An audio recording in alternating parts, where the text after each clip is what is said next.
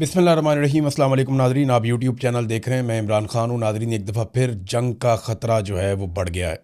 Israeli और अमरीकी media ने दावे शुरू कर दिए हैं और अल जज़ीरा ने भी ये रिपोर्ट किया है कि इसराइली सोर्सेज़ ये बता रहे हैं कि ईरान के ऊपर दोबारा जल्द बमबारी शुरू हो सकती है।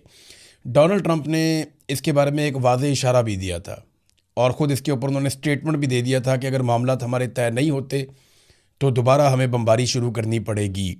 ये एक एक्सियूज़ के सीनियर जर्नलिस्ट हैं, बराक रावेद। इनका डोनाल्ड ट्रंप की हुकूमत से काफ़ी अच्छा ताल्लुक़ है, ये बहुत करीबी समझे जाते हैं। उन्होंने आला तरीन अफसरान से बातचीत की है और एक दावा कर दिया है।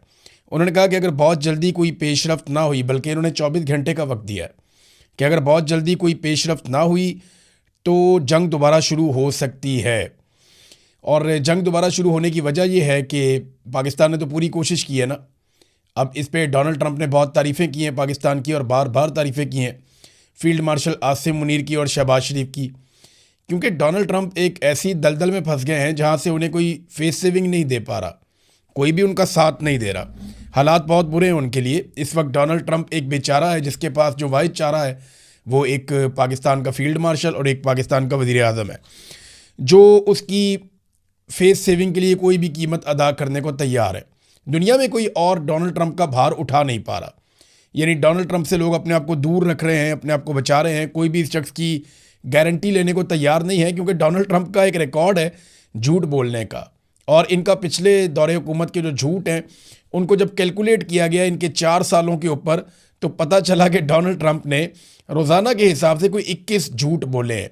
हज़ारों की तादाद में इनके झूठ रिकॉर्ड किए थे अमेरिकन मीडिया ने। अब वो तो पकड़ते हैं ना, वहाँ तो मीडिया आज़ाद है, वहाँ तो ऐसा नहीं है जैसे पाकिस्तान के अंदर है कि ये उठा के बंदे ही गायब कर देते हैं।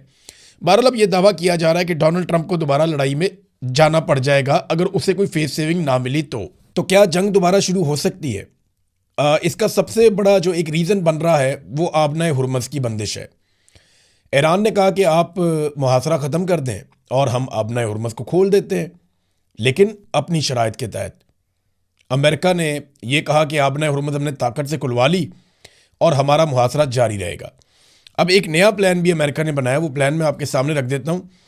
ये वॉल स्ट्रीट जर्नल की रिपोर्ट है। ये रिपोर्ट क्या कह रही है? इस रिपोर्ट के मुताबिक अमरीकी हुकाम का कहना है कि अमरीकी फ़ौज ने आने वाले दिनों में ईरान से मुंसलिक बहरी जहाज़ों पर सवार होने और उनकी तलाशी लेने और उनको तहवील में लेने की तैयारियां शुरू कर दी हैं। रिपोर्ट के जो अहम नुकात हैं वो क्या है? कार्रवाई का मकसद ये है कि ये इकदाम ईरान के खिलाफ जारी बहरी नाकाबंदी को मज़ीद सख्त करने की हिकमत अमली का हिस्सा है, जिसका मकसद ईरान की तेल की बरामदात और दीगर ममनुआ सामान की तरसील को रोकना है। बैनुल-अक़वामी पानियों में कार्रवाई। अमरीकी बहरिया और स्पेशल फोर्सेस को इन जहाज़ों को रोकने और इन पर कब्जे के लिए अलर्ट कर दिया गया है जो बैनुल-अक़वामी समुद्री कवानीन या पाबंदियों की खिलाफ वर्जी कर रहे हैं। ये तैयारी एक ऐसे वक्त में की जा रही है जब आबना हुर्मुज़ में ईरान और अमेरिका के दरमियान कशीदगी अरूज पर है और जंगबंदी के मुआहदे की मुद्दत ख़त्म होने के करीब है। अब ये एक, क्योंकि वॉर ट्रॉफी तो मिल नहीं रही, डोनाल्ड ट्रंप को किसी किस्म की कोई फेस सेविंग नहीं मिल रही, तो अब ये करेंगे क्या? अब ये कोई ईरानी जहाज़ जो सिविलियन जहाज़ होंगे या कोई टैंकर्स होंगे या कोई माल बरदार जहाज़ होगा, ये उसके ऊपर कब्जा करेंगे, अपने फ़ौजियों को वहाँ पे चढ़ाएंगे, वहाँ वीडियो बनाएंगे।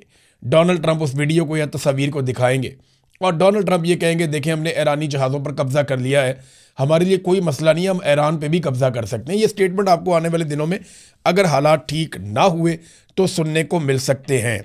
फॉक्स न्यूज़ जो डोनाल्ड ट्रंप के बहुत करीब है, यानी रिपब्लिकन वाले फॉक्स न्यूज़ देखते हैं, जबकि डेमोक्रेट्स जो हैं वो ज़्यादातर CNN देखते हैं। तो फॉक्स न्यूज़ ने एक दावा किया, उन्होंने कहा जी आपने हुर्मुज़ पर मुकम्मल कंट्रोल पासदाराने इनकलाब का है, और ये उन्होंने अपने सोर्सेज से बताया और ये सरकारी सोर्सेज हैं। उन्होंने कहा कि बड़े मौसर तरीके से आबना हुर्मुज़ बंद है, कई जहाज़ वापस जा चुके हैं। ये ज़रा एक तस्वीर देखें, आपको इसमें सारी कहानी समझ आएगी।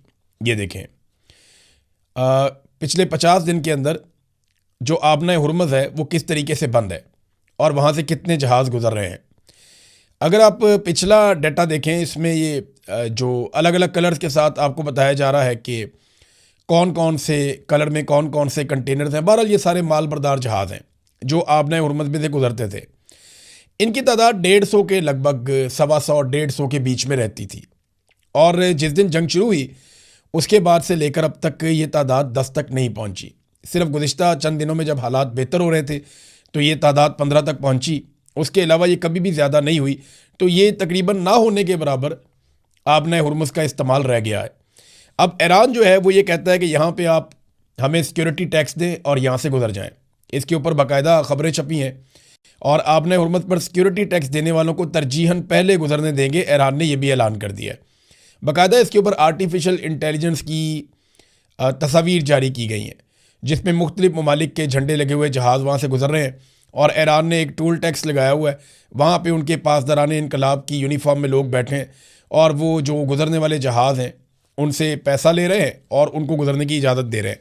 वैसे इस अदायगी को बिटकॉइन के अंदर या चाइनीज़ करेंसी के अंदर तरजीहन ईरान ने कहा है कि जनाब किया जाए। अब ये बाकायदा ईरान ने कहा कि हम यहाँ से गुजरने देंगे लेकिन हमारी शराइत के मुताबिक। कालीबाफ ने इसके ऊपर एक स्टेटमेंट भी जारी किया है। पहले कालीबाफ का एक स्टेटमेंट देखते हैं ताकि आपको आइडिया हो जाए कि वो अब क्या कह रहे हैं। एक्चुअली जब ईरान ने कल बंद किया फौरी तौर पे आबने हुर्मुज़ को तो वो रिएक्शन था ईरान का। डोनाल्ड ट्रंप ने ऊपर नीचे ऐसे स्टेटमेंट दे दिया। हालांकि आसिम मुनीर ने 3 दिन बड़ी मेहनत की है, ईरान में जाके बड़ा जोर लगाया। एक आदमी इतना ही कर सकता है और आसिम मुनीर ने अपनी डोमेन से बाहर निकल कर जाकर जोर लगाया, कोशिश की किसी तरह मामला बन जाए क्योंकि डोनाल्ड ट्रंप को फेस सेविंग दिलवाना भी उनका मिशन है। दूसरा वो ये चाहते हैं कि जान छूटे किसी तरह। पहले ही पाकिस्तान के हालात ठीक नहीं है, हर चीज़ का बेड़ा गर्क हुआ है तो यहाँ पे और मसला बन जाएगा। तो अब और ऊपर से अरब ममालिक का दबाव भी आता है कि हमारे साथ मिलकर लड़ो। जिन्होंने पैसे दिए हुए हैं वो कहते हैं जी फ़ौज लगाओ, हमने लड़ाई भी करवानी है आपसे। तो ये कालीबाफ का जो स्टेटमेंट है वो ईरान ने तो तकरीबन बातें मान ली थी, जो जायज़ मुतालबात है उनके ऊपर वो आ गए थे। लेकिन डोनाल्ड ट्रंप ने अजीबोगरीब किस्म की हरकतें की।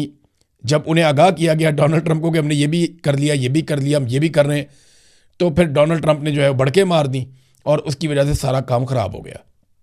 एक गैर संजीदा किस्म की एक सियासत डोनाल्ड ट्रंप कर रहे हैं। बहरहाल जो ईरानी स्पीकर कालीबाफ ने बयान दिया, उन्होंने कहा जी आपने हुर्मुज़ इस्लामी जमहूरिया ईरान का मुकम्मल कंट्रोल है इस वक्त। हमने बारूदी सुरंगें साफ़ करने के लिए जो अमेरिका कोशिश करने के लिए आया था इसे जंगबंदी की खिलाफ वर्जी तस्वुर किया हमने। सूरत हाल तसादुम के इंतहाई करीब पहुँच गई थी लेकिन दुश्मन पीछे हट गया। अगर इस वक्त आपने हुर्मुज़ में ट्रैफिक रवां दवा है तो ये इसलिए है क्योंकि इसका कंट्रोल हमारे हाथों में है। अमेरिका ने हालिया दिनों में नाकाबंदी का ऐलान किया है। ये एक लापरवाह और जाहिलाना फ़ैसला है। ये नामुमकिन है कि दूसरे तो आबनाए हुर्मुज़ से गुजर सकें लेकिन हम ना गुजर पाएँ। अगर अमेरिका ने नाकाबंदी ख़त्म ना की तो आबनाए हुर्मुज़ से आमदरफ्त को यकीनी तौर पर महदूद कर दिया जाएगा। वो तो पहले ही बहुत महदूद है, हालात इतने अच्छे तो हैं नहीं आबनाए हुर्मुज़ में। भारतीय जहाज़ के ऊपर एक पे फायरिंग हुई है। भारतीय कंटेनर वहाँ से जा रहा था, टैंकर, उसके ऊपर जो है वो फायरिंग का वाक़या हुआ है। वहाँ पे भारत में ईरानी सफ़ीर को तलब करके उससे जवाब मांग लिया गया है कि जनाब हमारे जहाज़ों के ऊपर फायरिंग हो रही है, हम तो इस लड़ाई का हिस्सा भी नहीं है। तो वो इंडिया को अपना प्रॉब्लम है, लेकिन ईरान के लिए मसला ये है कि वो नाकाबंदी जो अमेरिका ने की है उसके बाद उनकी फ़ौज को बड़े सख्त अहकामात मिले और वो अब किसी को गुजरने नहीं दे रहे। कालीबाफ ने एक और बात की है कि दुश्मन ने बहुत सारे मंसूबे बनाए जो कि नाकाम हो गए। उन्होंने एयरफोर्स तबाह करने का मंसूबा बनाया, वो नाकाम। मिसाइल सलाहियत ईरान की ख़त्म करने का मंसूबा बनाया, वो भी नाकाम। नेवी के खात्मे का मंसूबा बनाया, वो भी नाकाम।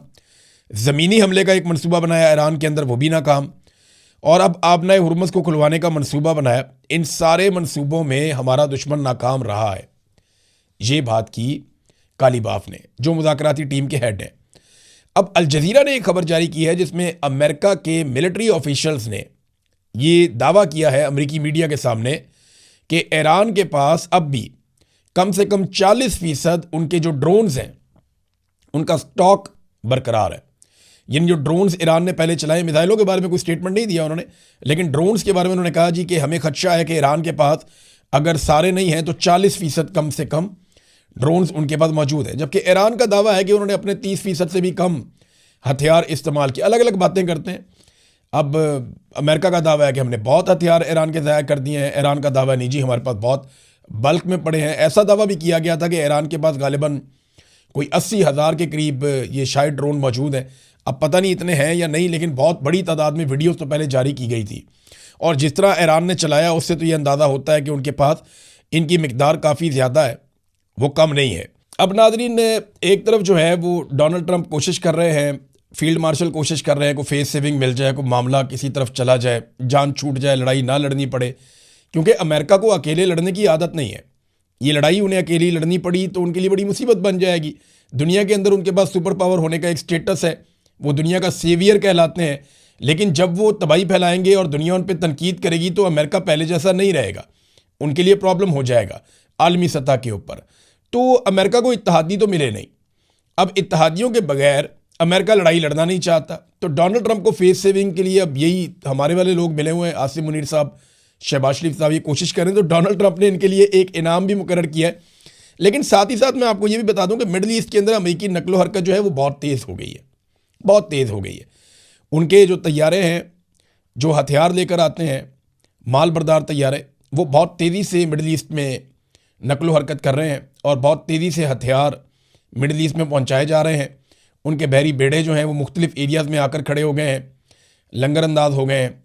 जंगबंदी की मुद्दत का उन्होंने फ़ायदा उठाया है और अब अगर दोबारा जंगबंदी का पाकिस्तान की जानिब से या तुर्की की जानिब से या किसी और मुल्क की जानिब से मुतालबा किया जाता है तो ईरान की जानिब से हो सकता है ये मुतालबा भी किया जाए कि अमेरिका को रोका जाए कि वो खित्ते के अंदर जंगी साजो सामान की तरसील बंद करे।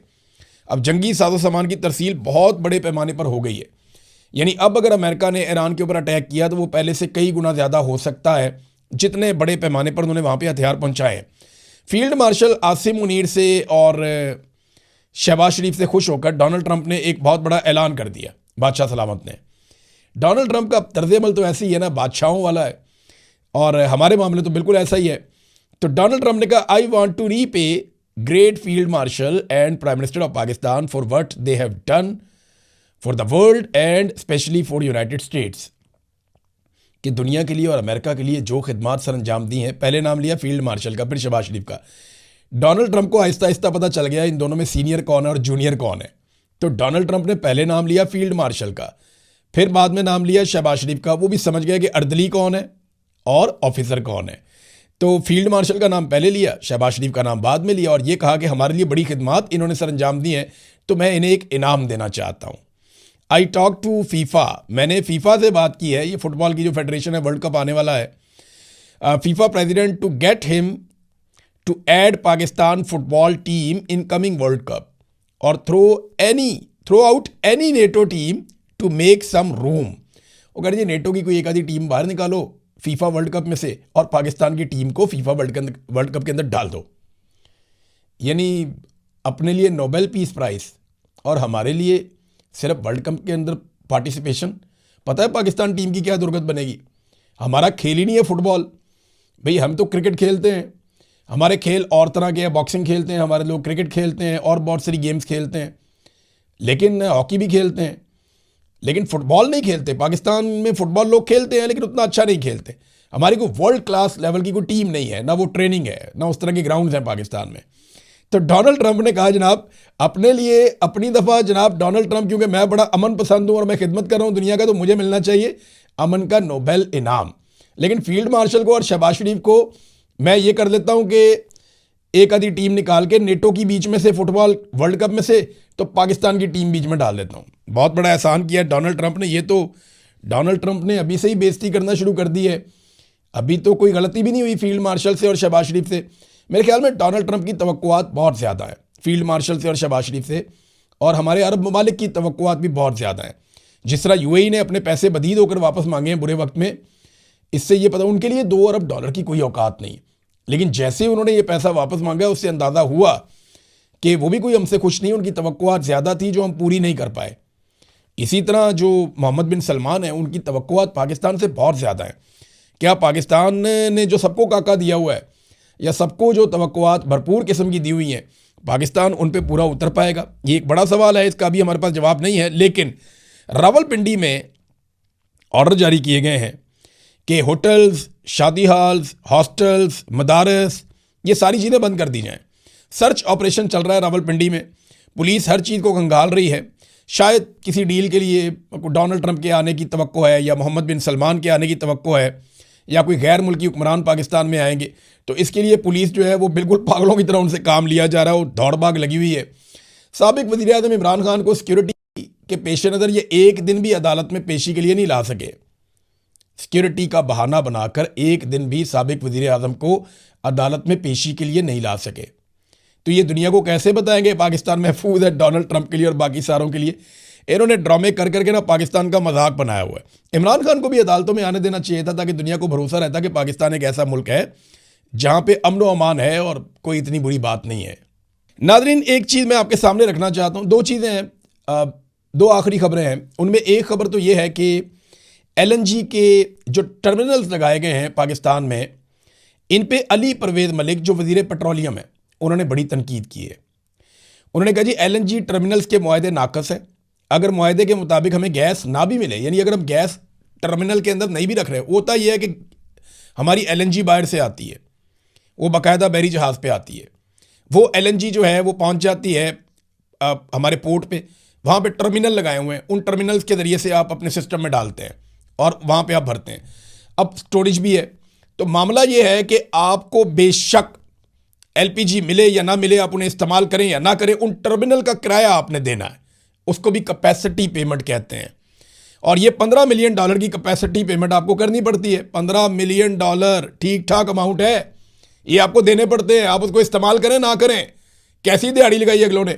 एक दफ़ा उन्होंने वो एक फैसिलिटी बनाई और नवाज शरीफ ने और शहबाज शरीफ ने उनको ऐसा नवाजा, उनके साथ ऐसा मुआहदा किया कि हम LPG लें या ना लें, हम आपको इसका किराया देते रहेंगे।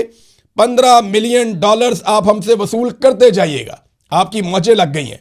ये मुआहदा किया है इन्होंने पाकिस्तान के साथ। इनका अपना वजीर कह रहा है कि ये कोई सरपाँव ही नहीं है इसका, वो सर पकड़ के बैठा हुआ है। इनका अपना वजीर है अली परवेज़ मलिक। और ये मुआहदा किसने किया था? नवाज शरीफ की काबीना ने, नवाज शरीफ ने। शाहिद खाकान अब्बासी उस वक्त वजीर था, इन्होंने ये मुआहदा किया था। अंदाज़ा करें आप, इन्होंने पाकिस्तान को कैसे कैसे लूटा है। IPPs में कैपेसिटी पेमेंट, यहाँ पे भी कैपेसिटी पेमेंट, हर जगह पे कैपेसिटी पेमेंट कि जनाब हम पैसा आपको देंगे, हमारा मुल्क चले या ना चले, बिजली बने या ना बने, पैसा हम आपको देंगे। और ये पाकिस्तान की मिलिट्री एस्टेब्लिशमेंट ने पाकिस्तान के साथ अपने फेवरेट सियासतदानों के ज़रिए से करवाया है और आज पाकिस्तानी इस जाल में फंसे हुए हैं।